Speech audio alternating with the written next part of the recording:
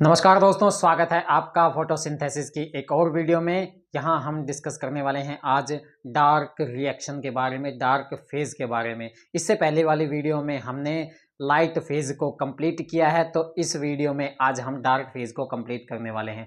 Dark phase को पढ़ने से पहले हम एक छोटी सी हाइपोथेसिस के बारे में जान लेते हैं, जो कभी कभी आपसे पूछी जा सकती है और वो थोड़ी सी इंपॉर्टेंट है आपके लिए। तो एक नज़र इस पर भी डाल लेते हैं। Cameo osmotic hypothesis for photosynthesis. Cameo osmotic hypothesis का क्या मतलब है? यहाँ पे एक टर्म आ रही है ऑस्मोटिक, मींस ऑस्मोसिस। ऑस्मोसिस क्या होती है मैंने आपको वीडियो में, पहले वाले वीडियोस में बहुत ही अच्छे से समझा रखा है। ऑस्मोसिस क्या होता है? The movement of solvent and ions from their higher concentration to the lower concentration through semi permeable membrane. Semi permeable membrane के थ्रू अगर सोलवेंट या फिर आयंस वगैरह मूव करते हैं higher concentration to lower concentration, तो उसे हम ऑस्मोसिस कहते हैं। तो यहाँ पे कैमियो नाम दे रखा है, मतलब यहाँ पे जो आयंस हैं, H पॉजिटिव आयन या फिर इलेक्ट्रॉन्स जो भी है, चार्ज्ड मॉलिक्यूल हैं, जो केमिकल्स हैं, वो एक जगह से दूसरी जगह मूव होंगे। जो हमने लाइट रिएक्शन में देखा, जो इलेक्ट्रॉन थे वो ल्यूमन में प्रोड्यूस हुए थे वाटर की फोटोलाइसिस से, बट वो गए कहाँ पे? बाहर स्ट्रोमा के अंदर गए थे। ये जो चीज़ मैं बता रहा हूँ वो पिछली वीडियो में मैं अच्छे से डिस्कस कर चुका हूँ।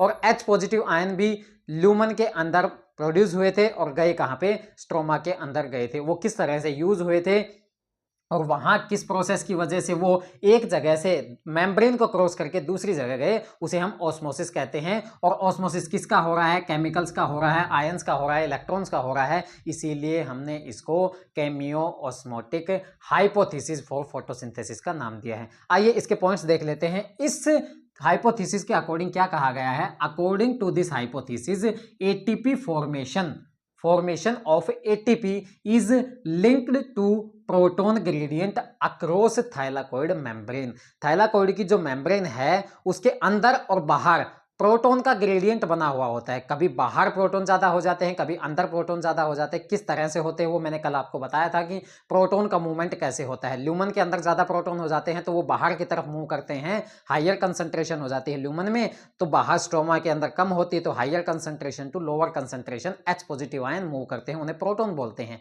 H पॉजिटिव आयन को प्रोटॉन बोलते हैं। वो किसके थ्रू मूव करेंगे? एक मैंने चैनल बताया था जिसे एटीपीएज कहा जाता है। एटीपीएज के थ्रू क्या करते हैं? वो H पॉजिटिव आयन ल्यूमन से कहाँ जाते हैं? स्ट्रोमा में जाते हैं, जिसकी वजह से क्या होता है? एटीपी का फॉर्मेशन होता है। तो यही चीज यहाँ पे कहा गई है अकॉर्डिंग टू हाइपोथेसिस। इस हाइपोथेसिस के according ATP formation is linked. ATP का फॉर्मेशन लिंक है, किससे लिंक है? To the proton gradient across thylakoid membrane. जब तक थाइलाकॉइड मेम्ब्रेन के अक्रॉस प्रोटॉन का ग्रेडियंट नहीं बनेगा तब तक एटीपी का फॉर्मेशन नहीं हो सकता। इस हाइपोथेसिस के अकॉर्डिंग ये कहा गया है। अब इस हाइपोथेसिस के अकॉर्डिंग क्या है? How proton gradients develop across the membrane. जो प्रोटॉन ग्रेडियंट है उसकी वजह से तो एटीपी बनती है, बट प्रोटॉन ग्रेडियंट डेवलप कैसे होता है? ये सारी चीजें हमने कब पढ़ी? पिछली वीडियो में लाइट फेज में अच्छे से पढ़ ली है। उस चीज का एक बार रिकैप कर लेते हैं। वो इस हाइपोथेसिस के अकॉर्डिंग है, ठीक है। इस हाइपोथेसिस के अंदर ये पॉइंट है जो पूरे के पूरे लाइट रिएक्शन को दोबारा से आपके सामने रिकैप करने की कोशिश करेगी, ठीक है। फर्स्ट पॉइंट, इन ल्यूमन, ल्यूमन के अंदर क्या होता है? वाटर की फोटोलाइसिस होती है, वाटर टूटता है। किस किस के अंदर टूटता है? O2 रिलीज होगा, H पॉजिटिव आयन निकलेंगे और इलेक्ट्रॉन निकलेंगे। तीन चीजें निकली थी जो मैंने कल भी बताया था। In lumen, lumen of thylakoid, thylakoid के ल्यूमन के अंदर, थाइलाकॉइड के अंदर प्रोटॉन्स आर प्रोड्यूस। प्रोटॉन किसे कहते हैं? H पॉजिटिव को कहते हैं। Protons are produce due to splitting of water. Water की जब स्प्लिटिंग होती है तो H पॉजिटिव आयन निकलते हैं, जिन्हें हम प्रोटॉन बोलते हैं। तो ल्यूमन के अंदर प्रोटॉन बढ़ते चले जाएंगे। जब तक वाटर की स्प्लिटिंग होती रहेगी तब तक वहां पे H पॉजिटिव आयन का ग्रेडियंट बढ़ता रहेगा। H पॉजिटिव आयन की कंसंट्रेशन कहाँ बढ़ती रहेगी? इस थाइलाकॉइड के ल्यूमन में बढ़ती रहेगी, क्योंकि वहीं क्या हो रहा है? वाटर का लाइसिस हो रहा है, वाटर की स्प्लिटिंग हो रही है, वाटर का फोटोलाइसिस हो रहा है, ठीक है। तो ल्यूमन के अंदर H पॉजिटिव आयन बढ़ गए, ठीक है। नेक्स्ट पॉइंट में देखते हैं, while electrons move from photosystems and protons move through across the membrane. अब जो इलेक्ट्रॉन निकले वाटर की फोटोलाइसिस से, इलेक्ट्रॉन निकले, वो तो मूव किसकी वजह से हुए? फोटो सिस्टम्स की वजह से हुए, जिसे हम लाइट फेज में देख चुके हैं, फोटो सिस्टम्स की वजह से हुए। बट जो H पॉजिटिव वहां से रिलीज हुए, मैंने कहा ना कि ल्यूमन के अंदर वाटर की स्प्लिटिंग की वजह से H पॉजिटिव और इलेक्ट्रॉन और O2 बनता है। तो इलेक्ट्रॉन को तो किसने रिसीव कर लिया, किसने कर लिया, फोटोसिस्टम्स ने कर लिया।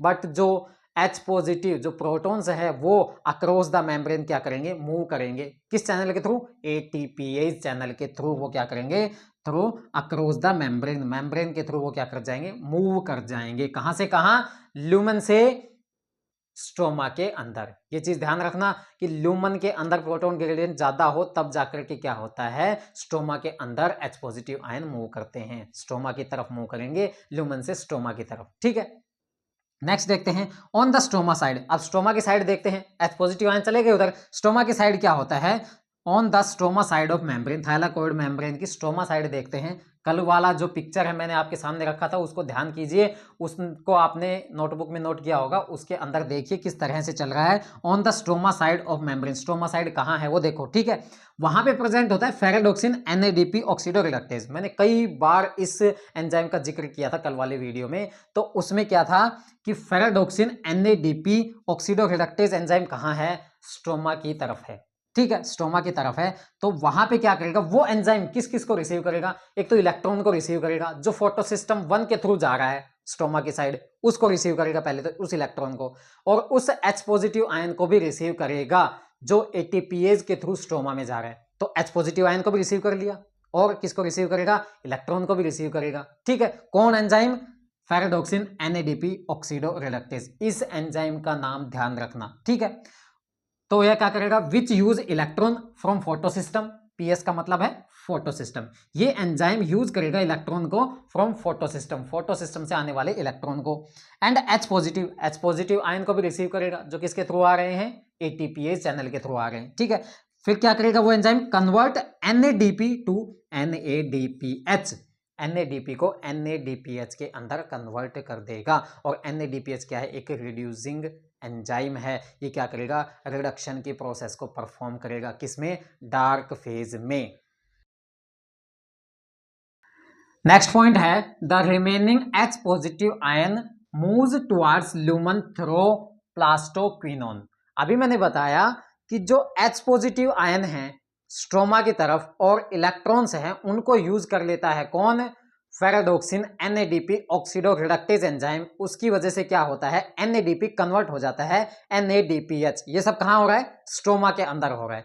कुछ H पॉजिटिव आयन तो यूज कर लिए उस एंजाइम ने, बट अभी तो बचे हुए हैं। अब वो जो स्ट्रोमा के अंदर H पॉजिटिव आयन बचे हुए हैं वो किधर मूव करेंगे, ल्यूमन की साइड वापस मूव करेंगे। किसके थ्रू, किसके थ्रू, प्लास्टोक्विनोन के थ्रू। ये सब मैंने कहां बताया है, लाइट फेज में बताया है। अगर आपने लाइट फेज नहीं देखी है तो जाकर के पहले उस वीडियो को देखिए, तभी जाकर के आपको ये समझ में आएगा। वहां पे लाइट फेज को बहुत अच्छे से एक्सप्लेन हमने किया है। ठीक है, नेक्स्ट पॉइंट देखते हैं। यहाँ पे यही लिखा गया है कि जो रिमेनिंग H पॉजिटिव आयन है जिनको उस एंजाइम ने यूज नहीं किया, उस एंजाइम का नाम क्या नाम है, फेराडोक्सिन NADP ऑक्सीडोरिडक्टेज एंजाइम। उस एंजाइम ने जितने H पॉजिटिव आयन का यूज किया उतना तो कर लिया, बाकी बचे हुए जो H पॉजिटिव आयन है उनको वापस कहां भेज दिया, ल्यूमन में भेज दिया। किसके थ्रू भेजा, प्लास्टोक्विनोन के थ्रू भेजा। ये भी एक इंपॉर्टेंट पॉइंट है। नेक्स्ट देखते हैं, so the H positive ion concentration in lumen is again increase.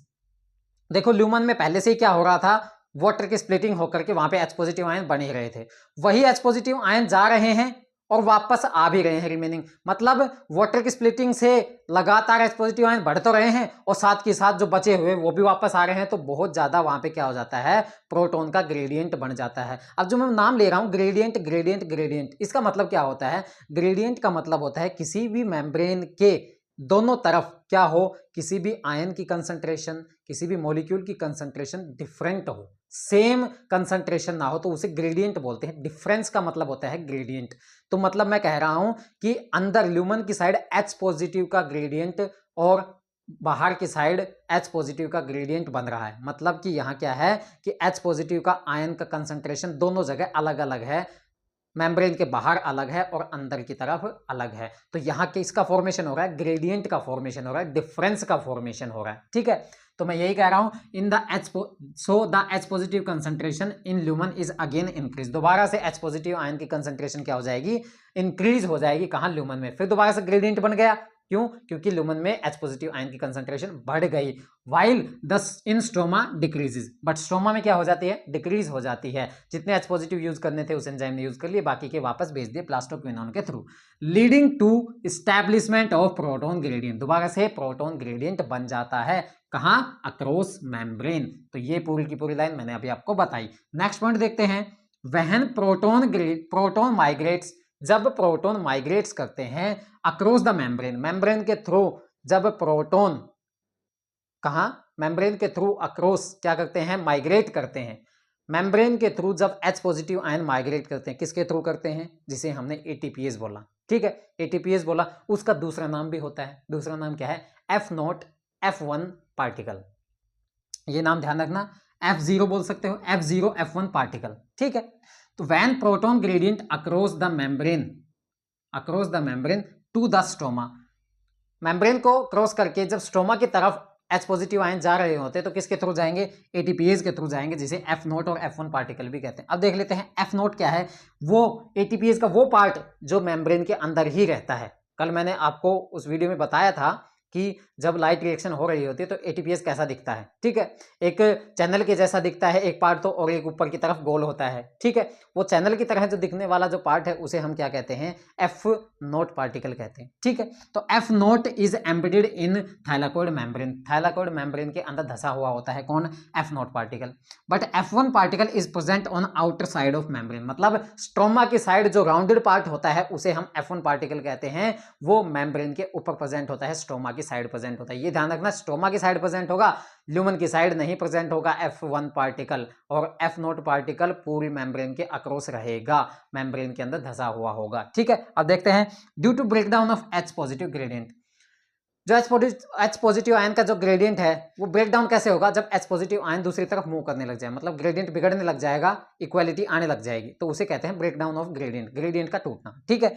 Due to breakdown of H positive gradient F1 particle show conformational changes, जो राउंडेड पार्ट था ना F1 पार्टिकल, उसके अंदर कन्फर्मेशनल चेंजेस होने लग जाएंगी, जो क्या करेगा? ADP और इनऑर्गेनिक फॉस्फेट को लेगा और किसके अंदर कन्वर्ट कर देगा? ATP के अंदर कन्वर्ट कर देगा। तो इसमें यही लिखा हुआ है, this lead to the formation of energy that is ATP, उसी को हम नाम देते हैं फोटोफॉस्फोराइलेशन। जो फोटो मतलब लाइट की वजह से सारा ये झमेला हुआ है, फोटो इसलिए, फॉस्फोराइलेशन का मतलब ADP के साथ इनऑर्गेनिक फॉस्फेट जुड़ रहा है, और फॉस्फोराइलेशन क्या कहते हैं? उसी प्रोसेस को कहते हैं जहां फॉस्फोरस का एडिशन हो रहा। तो यहाँ पे क्या हुआ? लाइट की वजह से फॉस्फोराइलेशन हो रहा है, इस वजह से इस ही स्टेप को, इसी तरीके की रिएक्शन को हम क्या बोलते हैं? फोटोफॉस्फोराइलेशन के नाम से जानते हैं। तो ये सारा जो मैंने, ये जो केमियो ऑस्मोटिक हाइपोथेसिस मैंने बताई है, ये सारा का सारा क्या है? ये समरी है, ये समरी है लाइट फेज की। तो लाइट फेज में जो कुछ भी हुआ वो आपके सामने है, उसी को ही केमियो ऑस्मोटिक थ्योरी ने बताया है कि किस तरह से प्रोटॉन ग्रेडियंट बनता है, और प्रोटॉन ग्रेडियंट की वजह से ही क्या होता है? ATP का फॉर्मेशन होता है। अगर प्रोटॉन ग्रेडियंट नहीं बनेगा, अगर प्रोटॉन ग्रेडियंट नहीं बनेगा, चलो भाई इलेक्ट्रॉन तो मूव कर रहे हैं अपनी जगह, बट अगर प्रोटॉन ग्रेडियंट नहीं बना, अगर देखो मेम्ब्रेन के अंदर छेद हो गया, मेम्ब्रेन के अंदर छेद हो गया, तो वहां से प्रोटॉन जा रहे हैं बाहर, बट ATPase के थ्रू नहीं जा रहे, तो प्रोटॉन ग्रेडियंट तो बिगड़ गया ना, वहां पे प्रोटॉन ग्रेडियंट बिगड़ गया भाई, मेम्ब्रेन में छेद हो गया, वहां से H पॉजिटिव आयन निकल गए, तो प्रोटॉन ग्रेडियंट तो रहा ही नहीं, वो उसका ब्रेकडाउन हो गया, तो उसकी वजह से ATP नहीं बन पाती है। तो यहाँ पे यही चीज समझाया गया है कि यहाँ पे प्रोटॉन ग्रेडियंट बनना बहुत जरूरी है एनर्जी करेंसी बनाने के लिए। तो चलिए अब बात करते हैं डार्क फेज की। तो डार्क फेज को डार्क फेज क्यों कहा जाता है? सबसे पहला क्वेश्चन तो ये आता है, इसका जवाब मैं पहले दे चुका हूं, मतलब कि इस फेज में लाइट की कोई जरूरत नहीं होती, जिसमें लाइट की जरूरत होती है, दैट इज सनलाइट की जरूरत होती है, उसको हम लाइट फेज के नाम से जानते हैं। जिस फोटोसिंथेसिस की फेज में लाइट की जरूरत ना हो उसे हम डार्क फेज के नाम से जानते हैं। तो इस डार्क फेज के डिफरेंट पॉइंट्स हैं, क्या क्या उसके डिफरेंट नाम है, कितनी स्टेप में कंप्लीट होता है, आज हम ये सारा कंप्लीट देखने वाले हैं। तो वीडियो में एंड तक बने रहो, अच्छे से समझ में आएगा अगर ध्यान दोगे तो। देखो, this phase is also called phase for CO2 assimilation. इसका मतलब क्या है? देखिए, फोटोसिंथेसिस के अंदर दो इंग्रेडिएंट यूज हुए थे, दो सबस्ट्रेट यूज हुए थे, जिनका नाम है वाटर, दूसरा है CO2। पहला है वाटर और दूसरा CO2। तो ये दो इंग्रेडिएंट हैं जो कंप्लीट फोटोसिंथेसिस को करवाते हैं। लाइट फेज में किसका यूज हुआ था? लाइट फेज में वाटर का यूज हो चुका था। अब डार्क फेज में किसकी बारी है? बचे हुए इंग्रेडिएंट की, बचे हुए सबस्ट्रेट की, जिसे हम CO2 बोलते हैं। तो फोटोसिंथेसिस दो इंग्रेडिएंट से मिलकर बना था, ठीक है, water and CO2। Water use हो चुका लाइट फेज में। वाटर के यूज होने से हमें क्या मिला? NADPH, that is reducing agent, and energy currency, जिसे हम ATP के नाम से जानते हैं। तो लाइट फेज में हमें ATP और NADPH मिले, किसकी वजह से? वाटर की वजह से। अब वाटर की वजह से जो NADPH और ATP मिले हैं ना, वो यूज होंगे इस डार्क फेज में, ठीक है। तो यहां पे CO2 का यूज होगा और वाटर की वजह से जो रिड्यूसिंग एजेंट और एनर्जी करेंसी बनी थी वो भी यहां यूज होगी, ठीक है। तो इस डार्क फेज में CO2 का एसिमिलेशन होगा, CO2 का यूज होगा, इसी वजह से इसको कहा जाता है फेज 4 CO2 एसिमिलेशन, ठीक है। समझ में आया? नेक्स्ट पॉइंट देखते हैं। Dark reaction is purely enzymatic. Purely enzymatic का मतलब है इसके अंदर रिएक्शंस होंगी जिसमें एंजाइम्स होंगे, जिसमें सबस्ट्रेट होंगे, जिसमें प्रोडक्ट होंगे, बट लाइट नहीं होगी, ठीक है।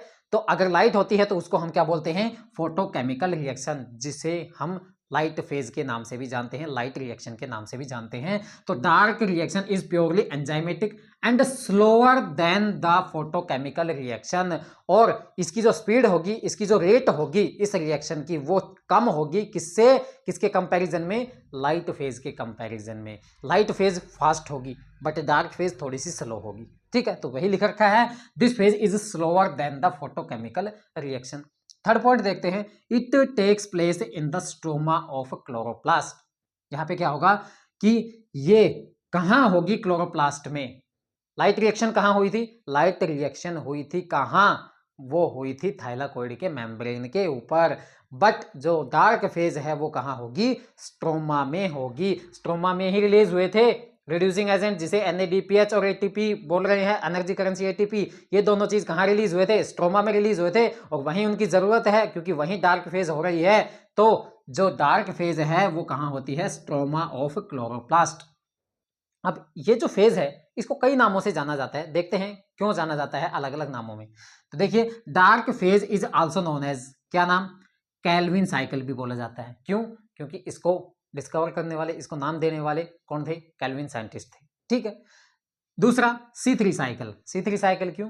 क्योंकि इस साइकिल में, इस फेज में सबसे पहला जो स्टेबल प्रोडक्ट बनेगा ना, वो 3 कार्बन का होगा, इसलिए इसको C3 साइकिल भी कहा जाता है। C3 साइकिल क्यों? क्योंकि इस रिएक्शन में पहला स्टेबल प्रोडक्ट 3 कार्बन का बना हुआ होगा, ठीक है। और कैल्विन क्यों? क्योंकि इसको डिस्कवर करने वाले थे। नेक्स्ट है रिडक्टिव पेंटोज फॉस्फेट पाथवे, जिसे हम RPP के नाम से जानते हैं। रिडक्टिव का मतलब रिडक्शन होगा, रिडक्शन होगा। Pentose phosphate pathway, pentose phosphate मतलब 5 कार्बन का फॉस्फेट वाला जो कंपाउंड है, 5 कार्बन प्लस में फॉस्फेट वाला जो कंपाउंड है, उसका क्या होगा? रिडक्शन होगा, ठीक है। तो यहाँ पे reductive pentose phosphate pathway RPPP के नाम से जाना जाता है। और एक और आता है PCR। अब ये PCR आप बायोटेक्नोलॉजी में भी देखते हैं, बट यहाँ पे PCR का मतलब क्या है? यहाँ पे मतलब है फोटोसिंथेटिक कार्बन रिडक्शन।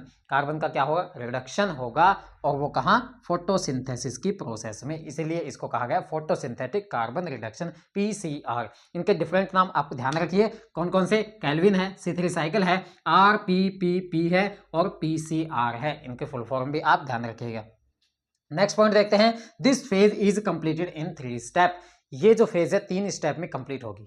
पहला क्या है? पहला है कार्बोक्सिलेशन। इस स्टेप में अंदर क्या होगा कि यहाँ पे कार्बन डाइऑक्साइड ऐड होगी इस फेज में। इस डार्क फेज के कार्बोक्सिलेशन स्टेप में क्या होगा? कार्बन डाइऑक्साइड यूज हो जाएगा, ठीक है। और यहाँ पे रिडक्शन वाली फेज में, रिडक्शन वाली फेज में जो NADPH लाइट फेज में बना था, जो रिड्यूसिंग एजेंट था, वो यूज होगा यहाँ पर किस स्टेप में? रिडक्शन वाले स्टेप में। और रीजनरेशन स्टेप आता है लास्ट स्टेप। अब हम इन तीनों स्टेप को आगे डिस्कस करने वाले हैं। तो डार्क फेज के बारे में ये थोड़ा सा क्या था? ओवरव्यू था कि डार्क फेज में आखिर होता क्या है, क्या चलता है, कितने स्टेप में वो कंप्लीट होती है, उसके कितने डिफरेंट नाम होते हैं।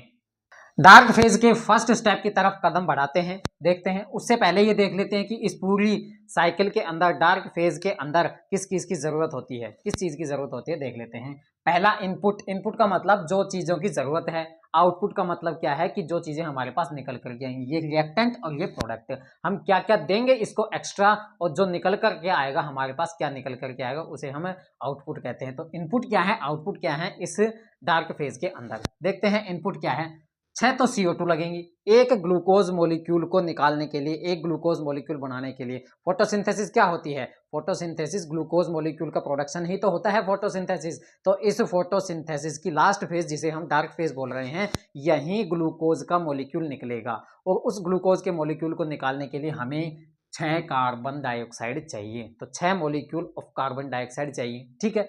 और 18 मॉलिक्यूल ऑफ ATP के चाहिए। जो एनर्जी करेंसी कहां से बनी थी, लाइट फेज से बनी थी, वहीं से 18 ATP आएंगी, ठीक है। 18 ATP की जरूरत पड़ेगी और 12 NADPH की जरूरत पड़ेगी। तो ये 3 कंपोनेंट हैं जो इनपुट के रूप में यूज होंगे। अब आउटपुट हमारे पास क्या निकल के आएगा, हमारे पास निकल के आएगा एक ग्लूकोज मॉलिक्यूल। फोटोसिंथेसिस जिसके लिए हो रही है वो तो निकलना जरूरी है। तो फोटोसिंथेसिस किसके लिए हो रही है, ग्लूकोज मॉलिक्यूल को बनाने के लिए। तो यहाँ पे आउटपुट की फॉर्म में हमारे पास आएगा ग्लूकोज मॉलिक्यूल 18 ADP। जब ATP से एनर्जी यूज हो चुकी होगी तो क्या बनेगा, ADP बनेगा। तो 18 ADP निकल के आएंगे। जब NADPH से रिडक्शन हो चुका होगा तो उससे क्या निकलेगा, NADP निकलेगा। तो 12 NADP एज ए आउटपुट हमारे पास निकल के आएंगे। तो इन चीज़ों को समझने के बाद हम स्टार्ट करते हैं journey of dark phase. Dark phase की जो रिएक्शंस हैं उनकी जर्नी स्टार्ट करते हैं। पहला स्टेप आता है कार्बोक्सिलेशन। कार्बोक्सिलेशन रिएक्शन, इसके नाम से ही पता चल रहा है कि इस रिएक्शन में कार्बन डाइऑक्साइड का यूज होगा, तो इसीलिए इसको क्या बोला जाता है, कार्बोक्सिलेशन रिएक्शन बोला जाता है। तो इनपुट के रूप में मैंने सबसे पहले क्या बताया था, 6 मॉलिक्यूल ऑफ कार्बन डाइऑक्साइड, और वो सारे के सारे मॉलिक्यूल कौन से स्टेप में यूज हो जाएंगे, कार्बोक्सिलेशन स्टेप में यूज हो जाएंगे। तो देखते हैं इस स्टेप में कौन सा रिएक्टेंट है और प्रोडक्ट क्या निकल के आएगा इस स्टेप का, देखते हैं। सबसे पहले जो रिएक्टेंट है वो रिएक्टेंट क्या है, ribulose bisphosphate. Ribulose 1,6 bisphosphate as a carboxylation reaction में एज ए रिएक्टेंट काम आएगा। तो कार्बोक्सिलेशन रिएक्शन का रिएक्टेंट क्या है, राइबुलोज बिसफॉस्फेट, RUBP है। अब ये RUBP जो मॉलिक्यूल है कितने कार्बन से मिलकर बना हुआ है, 5 कार्बन से मिलकर बना हुआ है। और यहाँ इस कार्बोक्सिलेशन रिएक्शन को करवाने के लिए कितने RUBP मॉलिक्यूल की जरूरत है, 6 मॉलिक्यूल की जरूरत है। ये चीजें ध्यान रखना कि हम एक ग्लूकोज बनाने की कोशिश कर रहे हैं, एक ग्लूकोज बनाने के लिए हमारे पास 6 मॉलिक्यूल ऑफ RUBP के होने चाहिए। और RUBP कितने कार्बन से मिलकर बना होता है, 5 कार्बन से मिलकर बना हुआ होता है। तो इसका मतलब आपको समझ में आ गया होगा कि यहाँ पे क्या लिखा हुआ है, क्या 5C है, क्या 6 मोल है। समझ में आ गया कि RUBP है वो 5 कार्बन से मिलकर बना हुआ है और 6 मॉलिक्यूल है, ठीक है। टोटल कितने कार्बन हो गए, 5 × 6 = 30 कार्बन मॉलिक्यूल्स यहाँ प्रेजेंट है।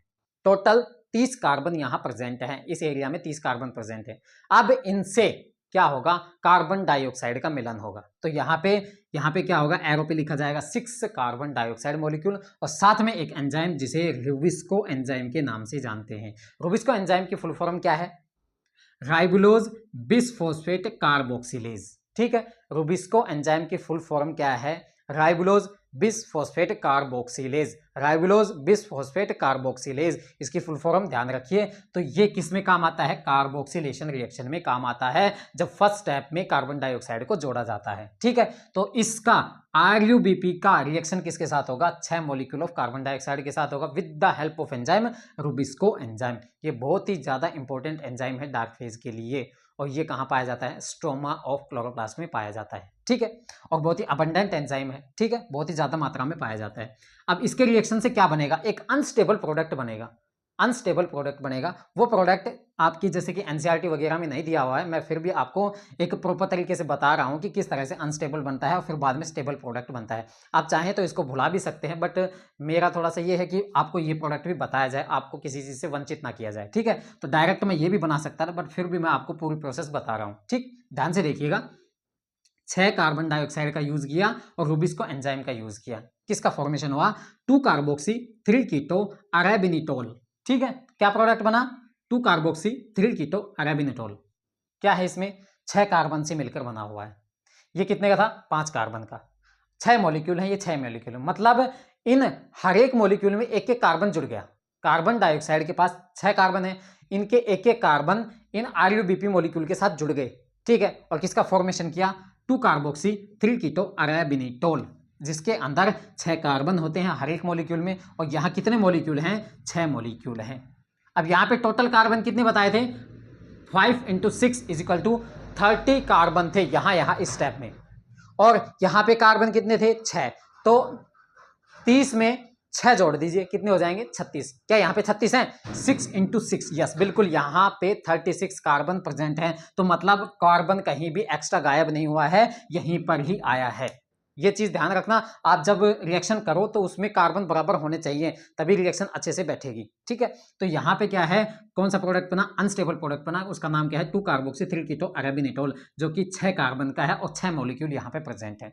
ये एक अनस्टेबल प्रोडक्ट है, ठीक है, ये अनस्टेबल है तो स्टेबिलिटी की तरफ भागेगा, स्टेबिलिटी की तरफ जाएगा तो किसका यूज करेगा, 12 वाटर मॉलिक्यूल का भी यूज करेगा। तो आप चाहें तो इस इनपुट में 12 वाटर मॉलिक्यूल को भी ऐड कर सकते हैं, ठीक है। मैंने क्या कहा था कि ये एक अनस्टेबल प्रोडक्ट है, जिसकी वजह से एनसीईआरटी बुक्स वगैरह में डायरेक्ट इसको बना दिया गया है, तो वाटर का जिक्र नहीं किया गया है। तो मैंने आपको बताया था कि यहाँ पे वाटर भी यूज होता है, ठीक है।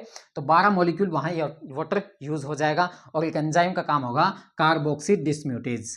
ये कुछ एक कॉम्पिटिटिव एग्जाम में पूछा जाता है कि कार्बोक्सी डिस्म्यूटेज कहाँ यूज होता है, ठीक है। तो आप ये ध्यान रख सकते हैं, आपकी मर्जी है, ठीक। तो कार्बोक्सी डिस्म्यूटेज क्या करेगा, इस अनस्टेबल प्रोडक्ट को स्टेबल की तरफ ले जाएगा और 12 मॉलिक्यूल का यूज करेगा। कौन से मॉलिक्यूल, वाटर मॉलिक्यूल का, 12 वाटर मॉलिक्यूल का यहाँ पे यूज होगा। तो आखिरी में स्टेबल प्रोडक्ट बनेगा क्या, जिसे हम बोलते हैं PGA, phosphoglyceric acid. This is the final and stable product of step carboxylation. Carboxylation का फाइनल, सिर्फ कार्बोक्सिलेशन स्टेप का बात कर रहा हूं मैं, कार्बोक्सिलेशन स्टेप का जो फाइनल एंड स्टेबल प्रोडक्ट बनेगा उसे हम बोलते हैं PGA, जिसका नाम है फॉस्फोग्लिसरिक एसिड, ठीक है। 3 फॉस्फोग्लिसरिक का मतलब फॉस्फेट जो ग्रुप है, फॉस्फोरस जो है वो कहाँ है, ग्लिसरिक एसिड के तीसरी पोजीशन पे है, इसलिए इसको कहा गया है 3 फॉस्फोग्लिसरिक एसिड।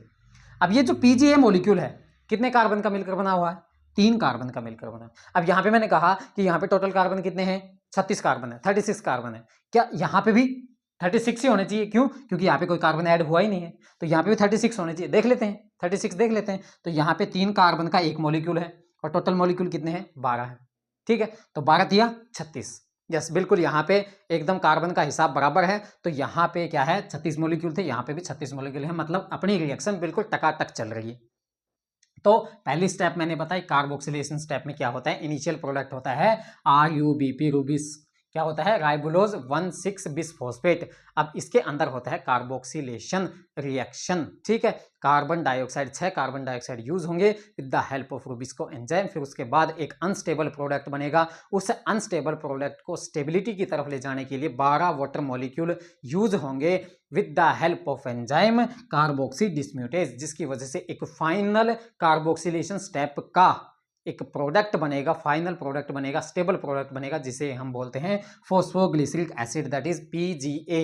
वो 3 कार्बन का होता है, वो मॉलिक्यूल 3 कार्बन से बना हुआ होता है PGA मॉलिक्यूल। और टोटल कितने मॉलिक्यूल बनेंगे, यहाँ 12 मॉलिक्यूल बनेंगे। ये चीज ध्यान रखना, यहाँ पे RuBp का मॉलिक्यूल 6 है, बट इसके जो प्रोडक्ट बनेंगे 12 मॉलिक्यूल बनेंगे, वो भी PGA मॉलिक्यूल बनेगा, 3 कार्बन का होता है, ठीक है। ये कार्बन और मॉलिक्यूल आप जरूर ध्यान रखें, आगे जाके पूरी रिएक्शन में यही काम आने वाले हैं। नेक्स्ट स्टेप देखते हैं, रिडक्शन। पहला स्टेप था कार्बोक्सिलेशन, उसके अंदर जो प्रोडक्ट बना था उसे हम बोलते हैं 3PGA, 3 फॉस्फोग्लिसरिक एसिड। अब जो 3 फॉस्फोग्लिसरिक एसिड है, अब उसका होगा रिडक्शन। तो वो स्टेप क्या कहलाता है, रिडक्शन स्टेप कहलाता है। आइए देखते हैं इसके अंदर क्या क्या रिएक्शंस होती हैं। पहले रिएक्शन में क्या होता है, जो कार्बोक्सिलेशन रिएक्शन का जो प्रोडक्ट था वहां से निकल के यहाँ इस स्टेप में क्या बन जाएगा, ये रिएक्टेंट बन जाएगा, ठीक है। तो 3 फॉस्फोग्लिसरिक एसिड वो क्या है कि वो जो कार्बोक्सिलेशन रिएक्शन थे, इस तरह से साइकिल चल रही है। देखो मैं अलग अलग स्लाइड पे इस वजह से बता रहा हूँ कि आपको अच्छे से समझ में आ सके। ये साइकिल उसी तरह से चल रही है कि जैसे यहाँ पे क्या बना था, 3PGA बना था, ये कन्वर्ट हो जाएगा इसके अंदर, इस तरह से आता है। ठीक है, तो मैंने वो 3PGA यहाँ पे दोबारा से इस बोर्ड पे लिख दिया है कि वो ये रिएक्शन वहीं से चालू है। ठीक है, उसी के साथ अटैच है, ये ध्यान रखना। मैं लास्ट में आपको वो साइकिल भी बताऊंगा पूरी किस तरह से होती है, एक साथ इन सारी रिएक्शंस की एक साइकिल बताऊंगा। ठीक है, तो ये अलग अलग स्टेप के हिसाब से हम समझ रहे हैं। तो रिडक्शन में क्या होगा कि ये जो 3PGA है, 3-फॉस्फोग्लिसरिक एसिड है, जो 3 कार्बन का है और 12 मॉलिक्यूल्स हैं, इनके साथ क्या हो जाएगा, एक एक फॉस्फेट और ऐड हो जाएगा, एक एक फॉस्फेट और ऐड हो जाएगा। कहाँ से आएगा वो फॉस्फेट, वो आएगा एटीपी से। एटीपी के अंदर क्या होते हैं, 3 फॉस्फेट होते हैं, उसमें से एक फॉस्फेट निकलेगा और इस 3PGA के साथ आकर के जुड़ जाएगा with the help of enzyme kinase. तो यहाँ पे क्या हुआ, पहले काइनेज की हेल्प से एक फॉस्फेट को और जोड़ा गया हर एक पीजीए मॉलिक्यूल के साथ। और यहाँ पे कितने 12 मॉलिक्यूल हैं, 12 मॉलिक्यूल के साथ 12 फॉस्फेट चाहिए, तो 12 फॉस्फेट के लिए 12 एटीपी चाहिए। तो यहाँ पे यूज होंगे 12 एटीपी और कन्वर्ट हो जाएंगे 12 एडीपी के अंदर। इससे पहले हमने देखा था इनपुट में हमें कितनी एटीपी चाहिए, 18 एटीपी चाहिए। अब यहाँ पे कितने हो गए यूज, 12 हो गए हैं, बचे कितने, 6 एटीपी बचे हैं, वो आगे वाले रीजनरेशन वाली स्टेप में यूज हो जाएंगी। तो यहाँ पे आपसे पूछा जा सकता है कि रिडक्शन वाले स्टेप में कितनी एटीपी यूज होती हैं, तो आपको कहना सिर्फ और सिर्फ 12 एटीपी यूज होती हैं for the production of glucose molecule. ठीक है, तो रिडक्शन स्टेप में पहले स्टेप में क्या होगा, काइनेज एंजाइम की हेल्प से फॉस्फेट जोड़े जाएंगे फ्रॉम द एटीपी, 12 एटीपी से फॉस्फेट लिए जाएंगे और काइनेज क्या करेगा, पीजीए मॉलिक्यूल के ऊपर जोड़ देगा। तो प्रोडक्ट क्या बनेगा, 1,3 बिस फॉस्फेट। पहले तो क्या था, 3 फॉस्फेट, मतलब एक ही फॉस्फेट था। अब यहाँ पे बिस फॉस्फेट का मतलब 2 फॉस्फेट हो जाएंगे।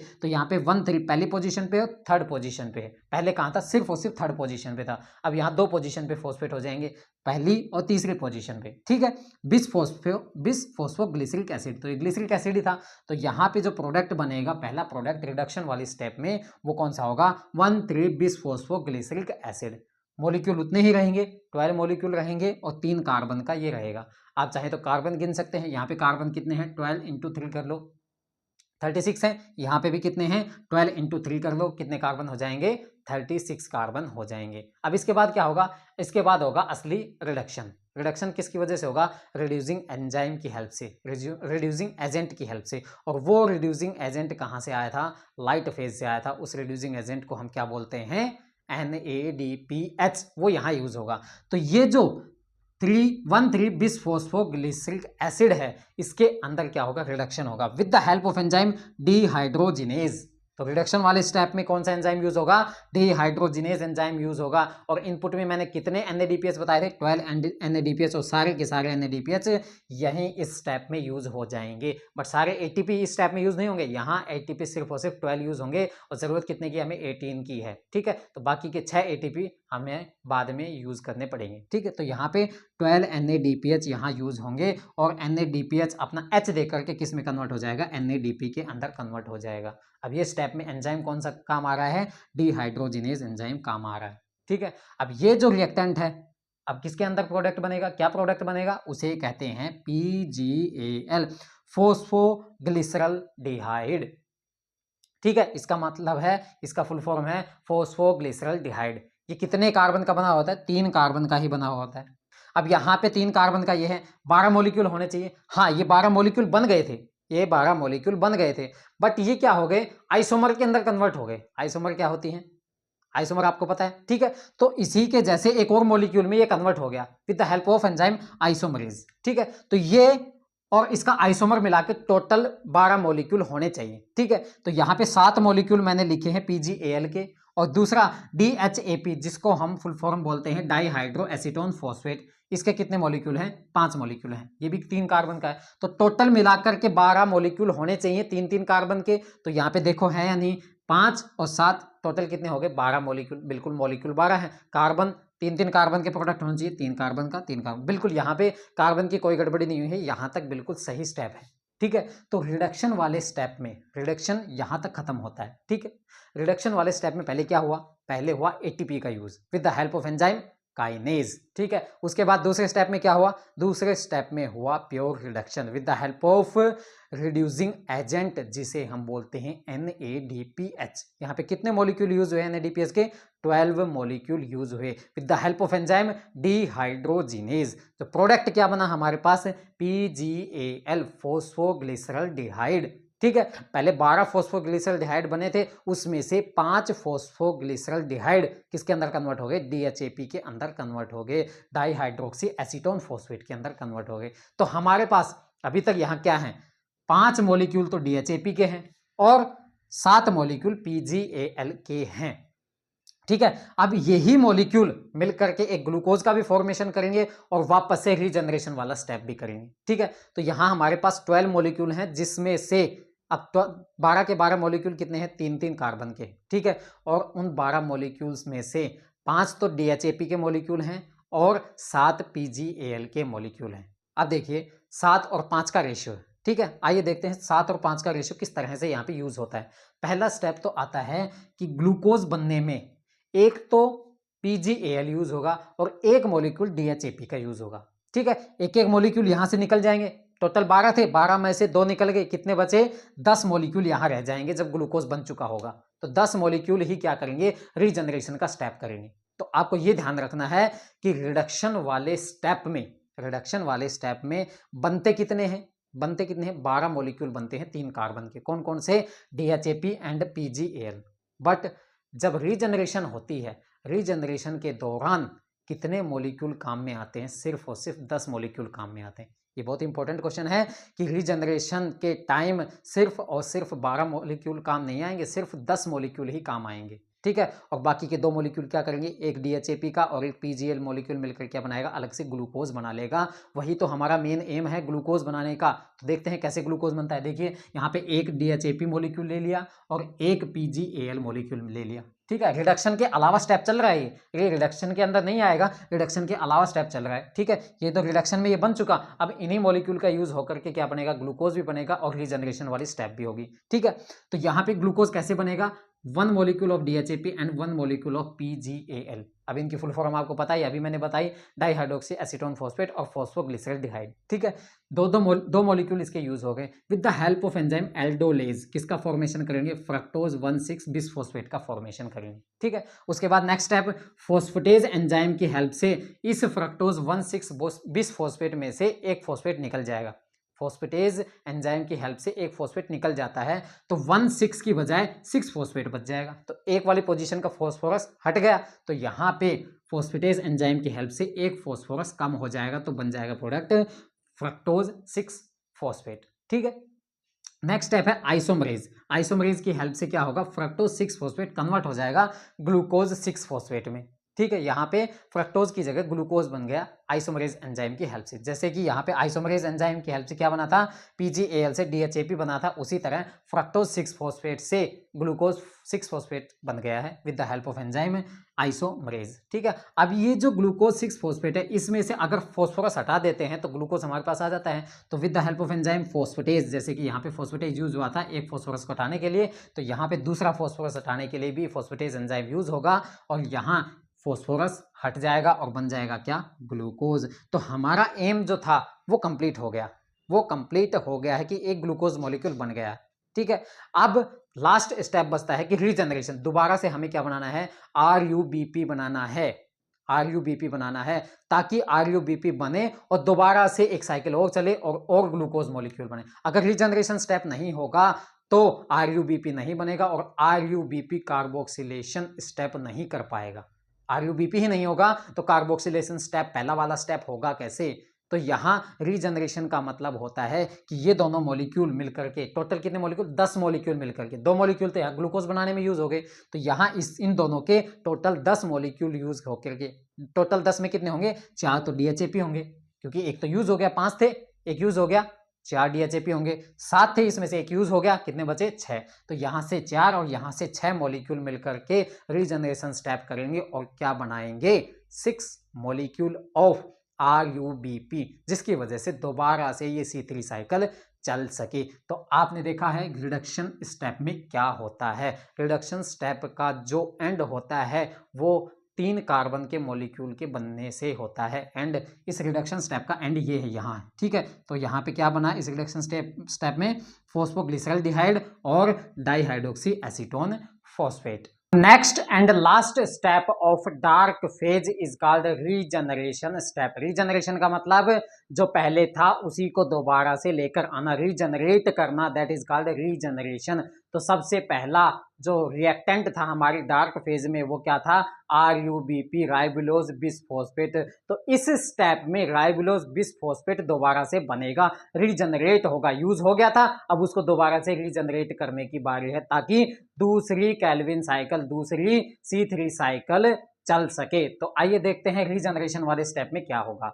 तो यहां हम यूज करेंगे किसको, जो रिडक्शन वाली स्टेप में प्रोडक्ट बने थे, कौन कौन से, PgAl एंड DHAP, उन दोनों मॉलिक्यूल को यूज करके हम RuBP का प्रोडक्शन करेंगे, RuBP को रीजनरेट करेंगे। तो वहां पे कितने मॉलिक्यूल बचे थे, मैंने कहा कि रीजनरेशन स्टेप में कितने मॉलिक्यूल यूज होंगे, PgAl और DHAP को लगाकर टोटल 10 मॉलिक्यूल। आइए देखते हैं 10 मॉलिक्यूल कहां कहां यूज होंगे। तो सबसे पहले स्टेप में 2 PgAl मॉलिक्यूल और 2 DHAP मॉलिक्यूल यूज होंगे, और वो किसका फॉर्मेशन करेंगे, with the help of aldolase enzyme, किसका फॉर्मेशन करेंगे, फ्रक्टोज 1,6 बिसफॉस्फेट का फॉर्मेशन करेंगे। और फ्रक्टोज बिसफॉस्फेट 1,6 बिसफॉस्फेट कितने मॉलिक्यूल बनेंगे, 2 मॉलिक्यूल बनेंगे।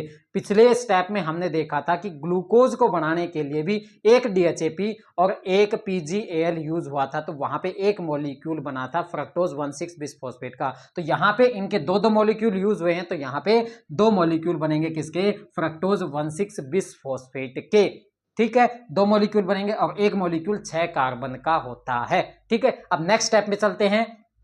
नेक्स्ट स्टेप में एंजाइम यूज होगा फॉस्फेटेज। अब फॉस्फेटेज क्या करता है, एक फॉस्फोरस को निकालता है, इनऑर्गेनिक फॉस्फोरस को रिएक्टेंट से निकाल देता है। तो बिसफॉस्फेट से सिर्फ और सिर्फ मोनोफॉस्फेट रह जाएगा। तो यहाँ पे प्रोडक्ट क्या बनेगा, 2 मॉलिक्यूल रहेंगे, फ्रक्टोज 6 फॉस्फेट बन जाएगा। 6 कार्बन का ये मॉलिक्यूल है और 2 के 2 मॉलिक्यूल ये रहेंगे। तो यहाँ से बिसफॉस्फेट था और यहाँ पे सिर्फ और सिर्फ सिंगल एक ही फॉस्फेट रह गया, वो भी 6th पोजीशन के ऊपर, ठीक है। अब नेक्स्ट स्टेप में देखते हैं। नेक्स्ट स्टेप में यूज होंगे 2 मॉलिक्यूल्स मोर ऑफ PgAl। तो यहाँ पे 2 मॉलिक्यूल और यूज हो जाएंगे, किसके, PgAl के यूज हो जाएंगे। अब देखिए यहाँ तक कितने मॉलिक्यूल यूज हो चुके PgAl के, एक मॉलिक्यूल यूज हो चुका किसमें, ग्लूकोज प्रोडक्शन के अंदर, ठीक है, एक वहां से गया, टोटल कितने थे, 7, ठीक है। एक वहां पे PgAl मॉलिक्यूल की बात कर रहा हूं, DHAP मॉलिक्यूल 5 थे, उनका भी देखेंगे। अभी तक कितने यूज हो चुके PgAl मॉलिक्यूल, एक ग्लूकोज प्रोडक्शन में, ठीक है।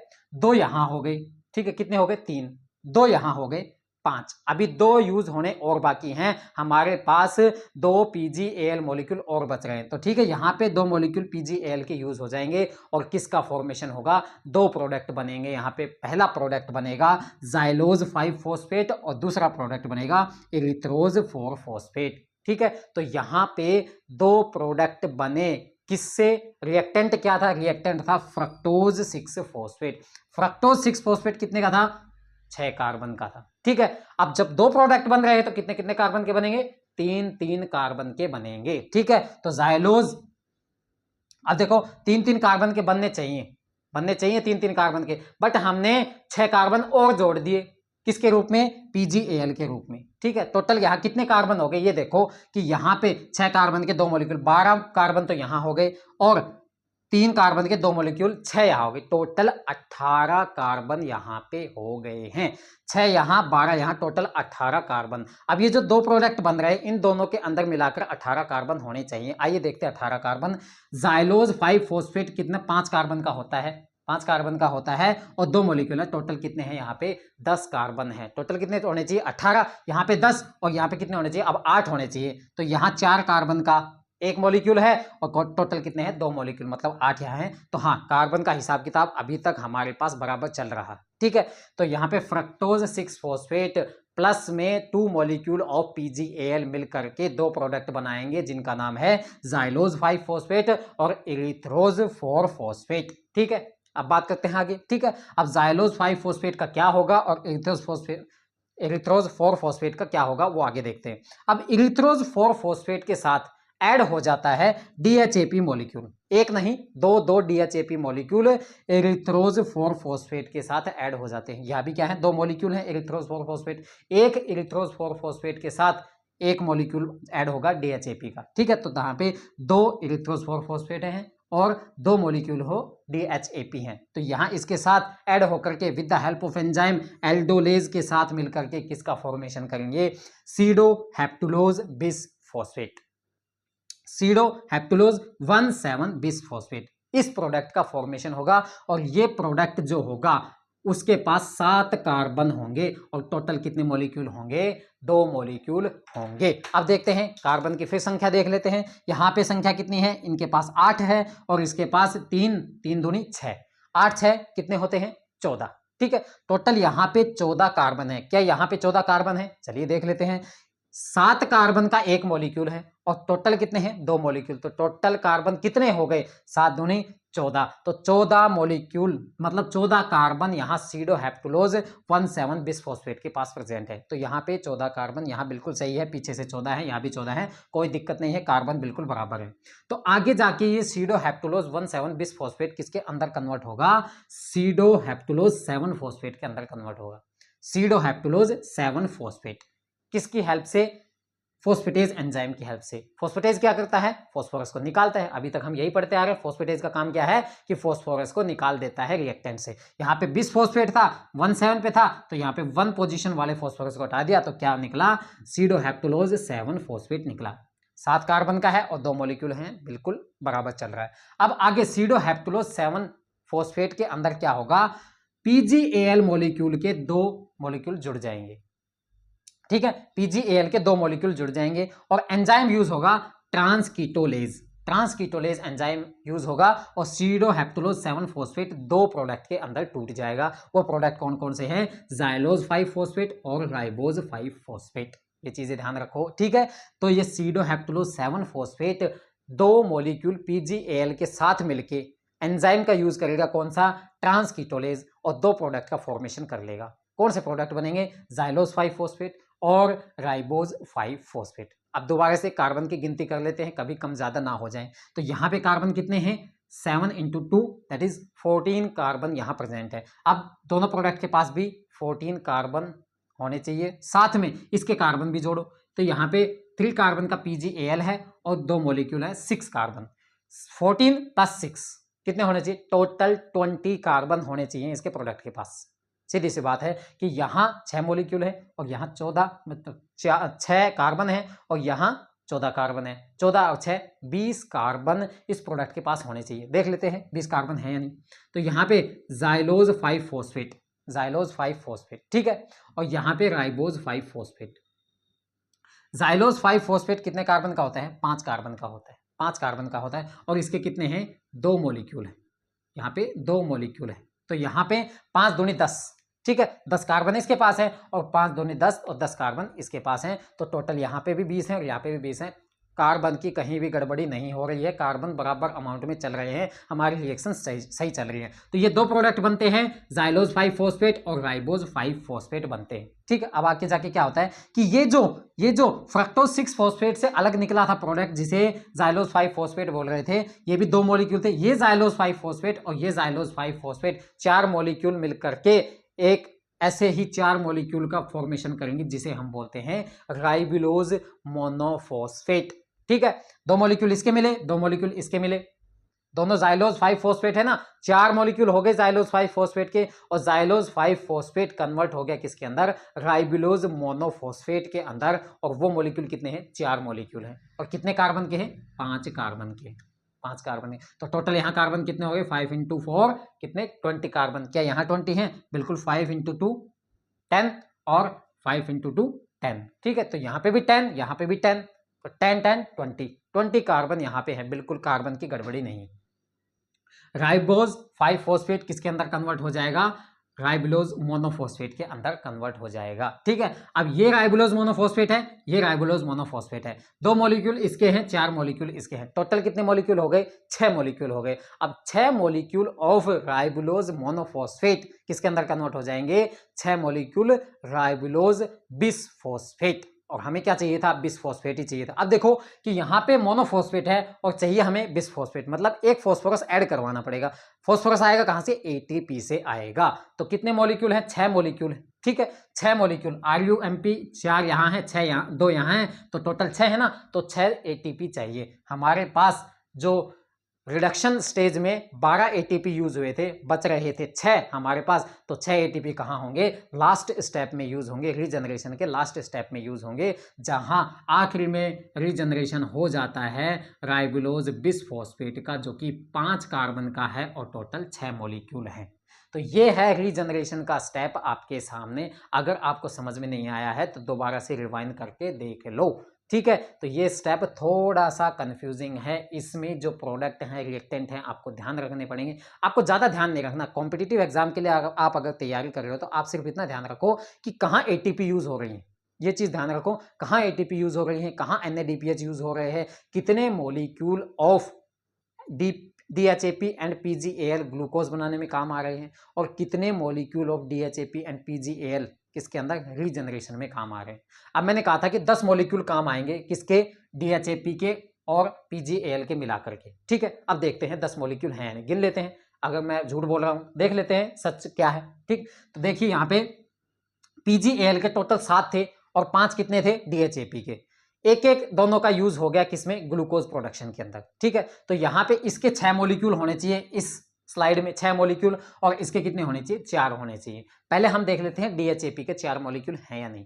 2 मॉलिक्यूल यहाँ है, ठीक है, और DHAP के ढूंढो, DHAP के 2 मॉलिक्यूल हैं, टोटल 4 मिल गए। DHAP का कोई घोटाला नहीं है, DHAP के 4 मॉलिक्यूल यहाँ हैं, 1 मॉलिक्यूल पीछे वाले स्टेप में था, तो टोटल 5 मॉलिक्यूल DHAP के हमारे पास हैं। अब 7 मॉलिक्यूल होने चाहिए PGAL के, 1 मॉलिक्यूल ग्लूकोज में हो गया, 6 मॉलिक्यूल यहाँ होने चाहिए, 6 देखते हैं, 2 ये हो गए, 2 ये हो गए, 4, और एक और 2 ये हो गए, 6 हो गए।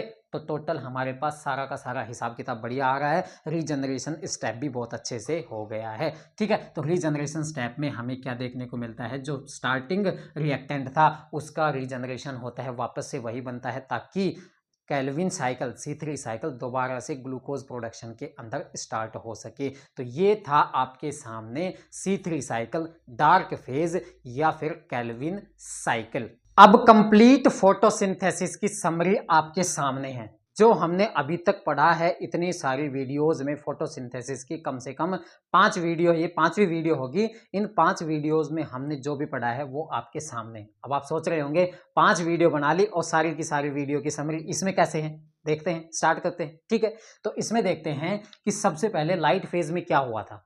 लाइट फेज में क्या हुआ था, सनलाइट को एब्जॉर्ब किया गया था। सनलाइट में जो एनर्जी होती है किस फॉर्म में होती है, फोटॉन्स की फॉर्म में होती है। अब वो फोटॉन्स की फॉर्म में जो एनर्जी यूज होती है वो क्या करती है, वाटर का लाइसिस, ठीक है। वाटर का लाइसिस होगा, कितने वाटर का लाइसिस होगा, 8 फोटोन की वजह से 2 मॉलिक्यूल वाटर के टूटते हैं, ठीक है, 2 वाटर के मॉलिक्यूल टूटते हैं, जिसकी वजह से क्या बनेंगे, 3 ATP और 2 NADPH बनेगा। यहां तक जो सारा काम है ना, यहां तक ये जो काम है ना, ये किस में है, लाइट फेज में, ठीक है। अब ये जो इसमें बने हैं 3 ATP और 2 NADPH, ये कहाँ यूज होंगे, ये डार्क फेज में यूज होंगे। जो अभी मैंने बताया कि डार्क फेज में यूज होंगे, किस में यूज होंगे, कार्बन डाइऑक्साइड का फिक्सेशन के लिए, कार्बन डाइऑक्साइड के एसिमिलेशन के लिए, ग्लूकोज का प्रोडक्शन के लिए। तो यहाँ पे आपको ये पता चलता है, अगर एक कार्बन डाइऑक्साइड का फिक्सेशन करना हो तो हमें जरूरत पड़ेगी किसकी, 3 ATP की और 2 NADPH की। ये आपको नंबर ऑफ मॉलिक्यूल्स ध्यान रखने हैं, ये कॉम्पिटिटिव एग्जाम में पूछे जाते हैं, ठीक है। तो एक कार्बन डाइऑक्साइड के फिक्सेशन के लिए 3 ATP molecule and 2 NADPH molecule का यूज किया जाता है, और इनका प्रोडक्शन कहां से होता है, बाय द वाटर लाइसिस। अब वाटर के कितने मॉलिक्यूल लाइसिस होंगे, उनका कितने मॉलिक्यूल ब्रेकडाउन होंगे, जिसकी वजह से 3 ATP और 2 NADPH निकले, तो 2 वाटर मॉलिक्यूल मिलकर के क्या बनाते हैं, 3 ATP और 2 NADPH बनाते हैं। और ये 2 वाटर के मॉलिक्यूल कितने फोटॉन्स की वजह से लाइसिस होते हैं, वो होते हैं 8 फोटॉन्स। तो डायरेक्टली आपसे अगर ये पूछे कि कितने फोटॉन्स की वजह से एक कार्बन डाइऑक्साइड का फिक्सेशन होता है, तो 8। कितने वाटर की लाइसिस की वजह से, कितने वाटर के मॉलिक्यूल की लाइसिस की वजह से एक कार्बन डाइऑक्साइड का फिक्सेशन होता है, 2। कितने ATP की जरूरत पड़ती है एक कार्बन डाइऑक्साइड के फिक्सेशन में, 3। कितने NADPH की जरूरत होती है एक कार्बन डाइऑक्साइड के फिक्सेशन में, 2। बात समझ में आई। ऊपर वाली का मतलब आपको समझ में आ जाना चाहिए, यहां से लाइट रिएक्शन स्टार्ट होती है, यहां पे डार्क रिएक्शन खत्म होती है। अब ये तो था एक कार्बन डाइऑक्साइड के फिक्सेशन के लिए। अब आपसे अगर ये पूछे कि एक ग्लूकोज मॉलिक्यूल बनाना है, उसके अंदर कितने NADPS लगेंगे, कितने ATP लगेंगे, कितने वाटर का लाइसिस होगा, अगर आपसे ये पूछा जाए, अब एक ग्लूकोज मॉलिक्यूल में कितने कार्बन होते हैं? 6। ठीक है, तो 6 कार्बन डाइऑक्साइड का फिक्सेशन होगा, तभी जाकर के हम बता सकते हैं। अब यहाँ पे एक कार्बन डाइऑक्साइड के फिक्सेशन के लिए 2 वाटर के मॉलिक्यूल का लाइसिस हो रहा था। अब हम 6 कार्बन डाइऑक्साइड के बारे में पूछें तो इसको 6 से मल्टीप्लाई कर दो। सीधी सी बात है, अगर एक के लिए इतना है तो 6 के लिए क्या होगा? 6 इंटू। ठीक है, तो यहाँ पे 6 कार्बन डाइऑक्साइड के फिक्सेशन के लिए क्या होगा? एक ग्लूकोज के प्रोडक्शन के लिए 6 कार्बन डाइऑक्साइड का फिक्सेशन होना जरूरी होगा। ठीक है, तो 6 कार्बन डाइऑक्साइड के फिक्सेशन के लिए अब ये जो इतने थे ना एक के लिए, इसको 6 से मल्टीप्लाई कर दो। 3 इंटू 6 18 ATP की जरूरत होती है 6 कार्बन डाइऑक्साइड के फिक्सेशन के लिए। 2 इंटू 6 12 NADPH की जरूरत होती है। ठीक है, अब आपसे वाटर की लाइसिस पूछे तो यहाँ पे 12 मॉलिक्यूल ऑफ वाटर की लाइसिस होगी, तब जाकर के 6 कार्बन डाइऑक्साइड फिक्स होंगे और फिर जाकर के एक ग्लूकोज का प्रोडक्शन होगा। अगर आपसे फोटॉन्स के बारे में पूछे कि कितने फोटॉन्स मिलकर के एक 6 कार्बन डाइऑक्साइड का प्रोडक्शन मतलब फिक्सेशन करते हैं, 6 कार्बन डाइऑक्साइड का फिक्सेशन कितने फोटॉन्स की वजह से होता है, तो वो होंगे 48 फोटॉन्स। समझ में आई बात? तो ये स्लाइड के अंदर सारा का सारा आपका कच्चा छिट्टा है किसका? Light reaction and dark reaction का। तो ये आपके सामने है फोटोसिंथेसिस की कंप्लीट वीडियोस। तो फोटोसिंथेसिस का light phase and dark phase यहाँ कंप्लीट होता है। अगर आपको फोटोसिंथेसिस की इन 5 वीडियोस के अंदर कोई भी तकलीफ है, कोई भी दिक्कत है, कोई भी प्रॉब्लम है, तो इस वीडियो के कमेंट में ज़रूर लिखें। अगर कोई भी वीडियो है उसके ही कमेंट में आप लिख देना है कि यहाँ पे मुझे दिक्कत आई है, तो मैं उसको सोल्व करने की कोशिश करूँगा।